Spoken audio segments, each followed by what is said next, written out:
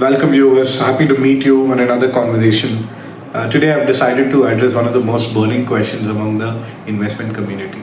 Charlie Munger, who recently passed away and is also considered as one of the most iconic investors of 21st century, actually told this about getting to your first important financial goal. He said this, I do not care what you have to do if it means walking anywhere or not eating anything that wasn't purchased with a coupon. Find a way to get your $100,000 as fast as possible.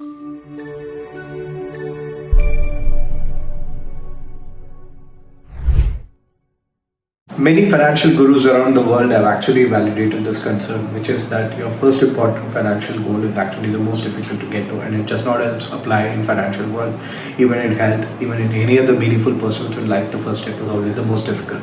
So, how do we get there? How do we get there faster, more friction-free, and much more easier way? Is what this video is all about. So, who does this video actually apply to?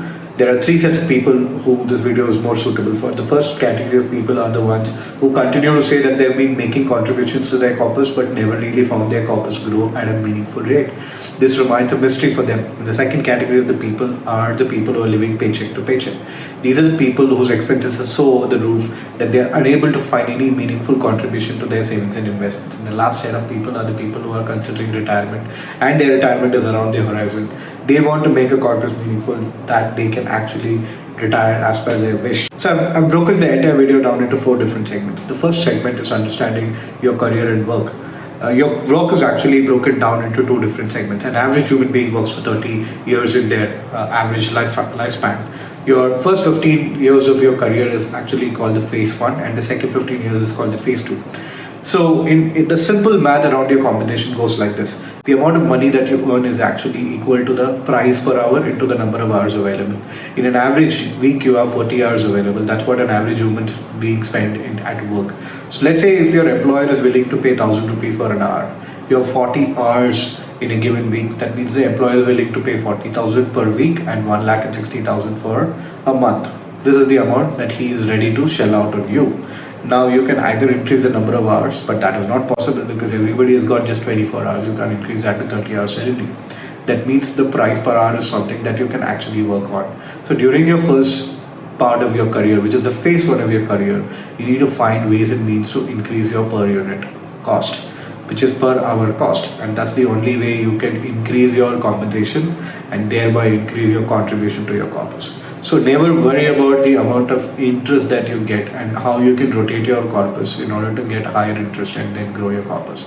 Because during your first phase of your career, let's face it, your investment / corpus will not be so much. But whereas in your second phase of your career, you would have already saved a meaningful lot of money, in which case rotation becomes far more critical, which means you're looking at higher percentage of return in a certain asset class and you're taking professional help. There it makes sense for you to spend time on rotation, whereas the first part it makes sense to worry about how much you're contributing and how much that contribution is increasing month on month and year on year. This is the most important part. So what is very critical for this are your skills. If you're indispensable for your employer, he or she will be willing to give away certain amount of money for you. And if your skills become far more important, then they'll be able to contribute better. And if your skills are indispensable in the market, then there'll be more people fighting for you and your skills. So always find a way to upskill you and make you indispensable at your workplace. And an average average employee gets 10 to 15% hike year on year. And if you switch a job, you get 30 to 50%. And depending on your skill set and the industry that you belong to, your hike can actually be 100%. So make meaningful job jumps so that you are getting that 30% to 100% hike at times. But too many job jumps will also be detrimental to your career. So always ensure that you're demanding a job hike and you are upskilling, and only on the back of it you are demanding a higher salary percentage. And there have been so many instances where people in search of passive income have actually burned money. So yes, while it is very, very important to build different streams of passive income and not rely on only single stream of income, it is also important to not burn money in the process. Always go for passive incomes where your skill is invested rather than the actual money. The money burning part should be very, very little. So continue to hustle, continue to look for passive income streams. And passive income streams also follow the same principle of getting a higher percentage at your current employer or doing a job switch in order to get a higher percentage in your compensation, which is upscaling. ensure that you look at the skills which are in demand in the market and use that. If your current job does not allow you to give you the scope to upskill yourself in that genre, look for a passive income stream where this skill is required and upskill yourself. Like for example, if you learn editing skills, you will get a job as a video editor, and video editor jobs are actually part-time. Or if you're a great story writer, you can get a writer job. There are so many audiobook platforms which are available in the market that allows you to earn money by writing short stories, right? So depending on the skill that you want to apply, you want to enhance, you can actually enhance as a part of your day job, or you can enhance as a part of your passive income. The thing is, there are so many quick get rich quick scheme available in the market. See, understand this very fundamental thing. Things are not easy in life, and that same thing applies to your work and career as well. If something that comes easy, or if a proposition that makes it look like it's easy, do not fall into the trap of it. Always stay away from get rich quick schemes. The way to get to delight is the hardship, right? So even in your work, always ensure that your skills are the ones that take you to the jackpot, right? There is no other ways that will allow you to get to the jackpot. The third segment is about understanding your investments and the kind of investment manager that you are. Yes, of course, building a meaningful corpus comes with a very systematic way of looking at investments, right? And there are three kinds of investors in the market, right? The first one is risk averse, completely conservative investor who do not afford to take any kind of risk, and then moderately risky people, and then extremely risky people. The extremely risky people are the ones who are ready to take a lot of risk in order to get the extraordinary returns that the market will give, right?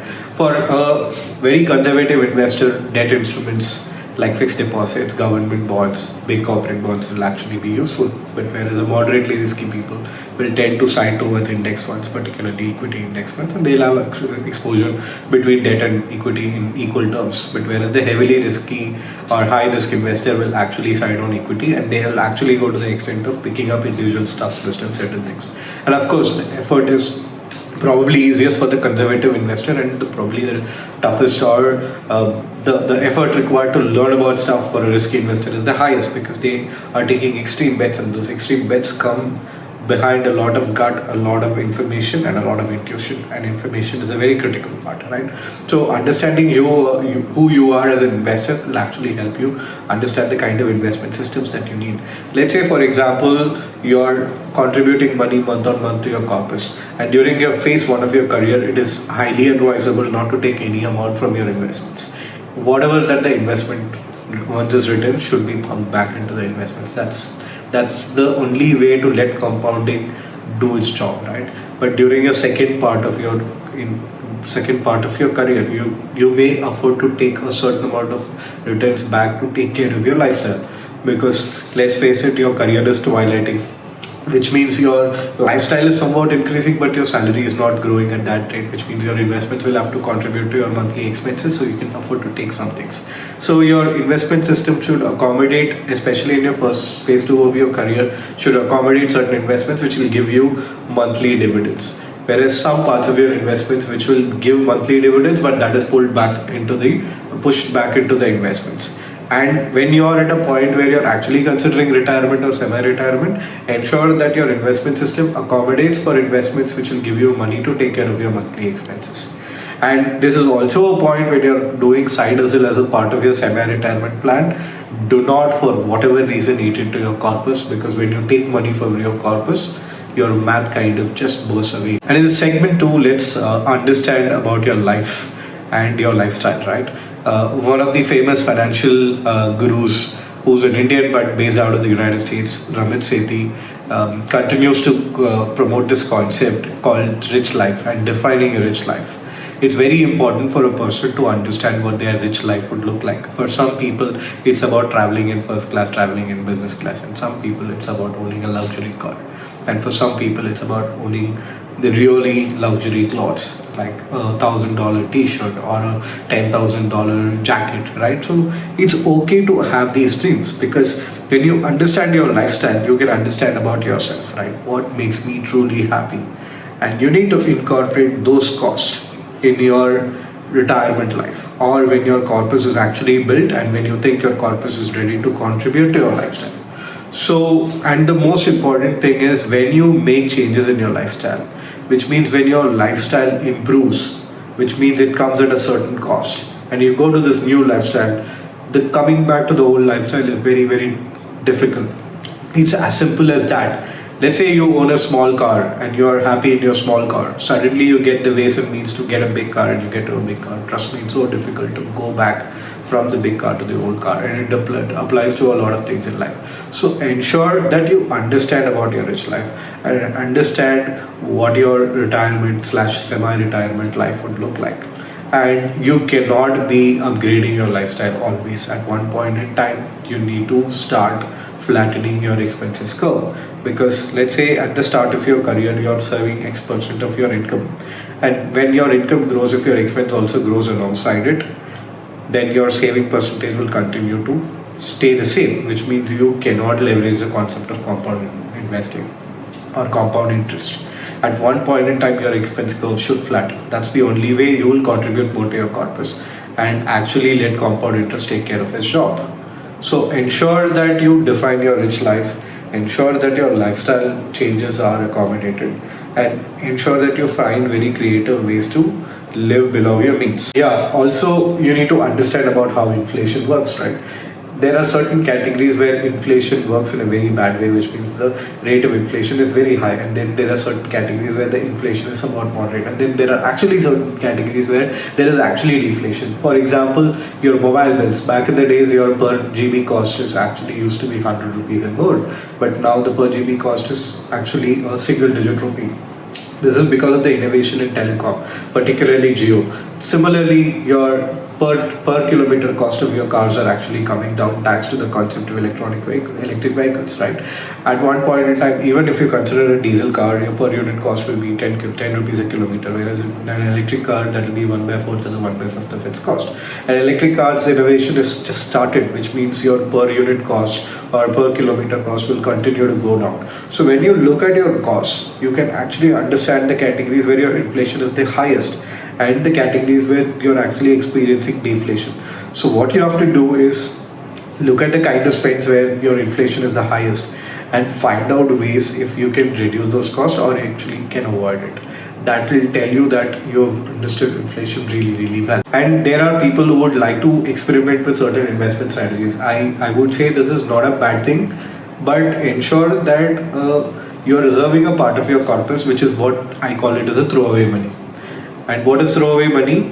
Imagine this part of your corpus does not exist tomorrow. Your mental peace doesn't get affected. That is called throwaway money. And that throwaway money can be kept aside for certain investment gambles or bets that you're taking, which you know for sure is high risk. So that even if your returns go back to zero and even your investment go back to zero, you're least affected by that. And finally, understanding yourself, which means when do you want to retire? What do you want to do after retirement? Or do you want to semi-retire? And there are so many people who get absorbed by the concept of FIRE, which is financial independence and retire early. Trust me, 99% of the people cannot achieve FIRE. And even if they achieve FIRE, it's so difficult because FIRE, some people who have successfully FIRED are the people who have lived below their means so frugally and continue to do so even after achieving the FIRE independence, right? Let's take a simple example. Let's say you're at 25 years and you want to retire at 45 years and your monthly expenses after you retire are 1 lakh, right? So you need to retire at 45 years and you're at 25 years currently. You need to run an SIP of 65,300 now.